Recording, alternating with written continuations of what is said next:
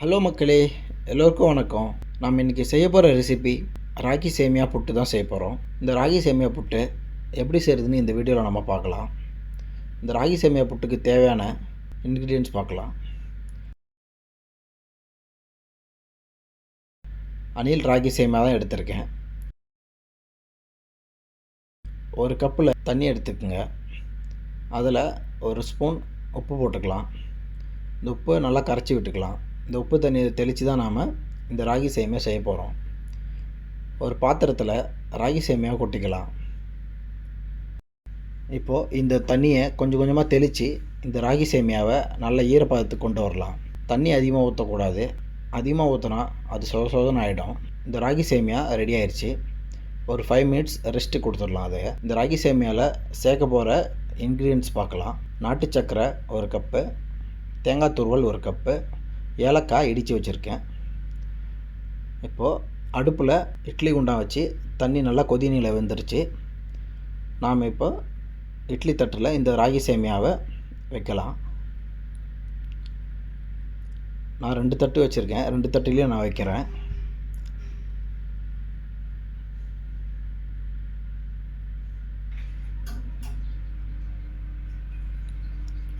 இந்த ராகி சேமியா போட்ட உடனே கூடவே தேங்காய் துருவலையும் போட்டுக்கலாம். நம்ம தேங்காய் துருவலை தனியாகவும் சேர்க்கலாம், நல்லாயிருக்கும்.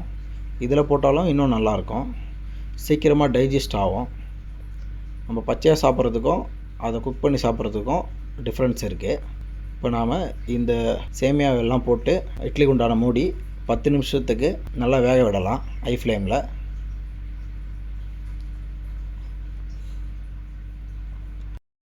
பத்து நிமிஷம் முடிஞ்சிருச்சு. இப்போ திறந்து பார்க்கலாம். நல்லா வெந்திருக்கு. நான் உங்களுக்கு எடுத்து காட்டுறேன், பாருங்கள்.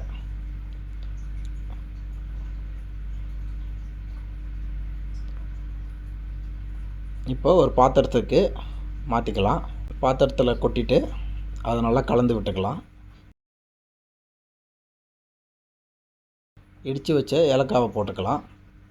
1 கப்பு நாட்டு சர்க்கரையை போட்டு நல்லா கலந்து விட்டுக்கலாம். சுவையான ராகி சேமியா புட்டு தயார்.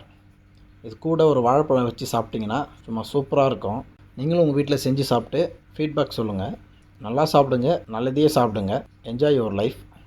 இந்த வீடியோ உங்களுக்கு பிடிச்சிருந்தா என்னோடய சேனலை சப்ஸ்கிரைப் பண்ணுங்கள், லைக் பண்ணுங்கள், ஷேர் பண்ணுங்கள், கமெண்ட் பண்ணுங்கள். மறக்காமல் நோட்டிஃபிகேஷன் பெல் பட்டனை கிளிக் பண்ணுங்கள். அப்போ தான் நான் போடுற வீடியோ உங்களுக்கு உடனே வரும். தேங்க்யூ ஃபார் வாட்சிங்.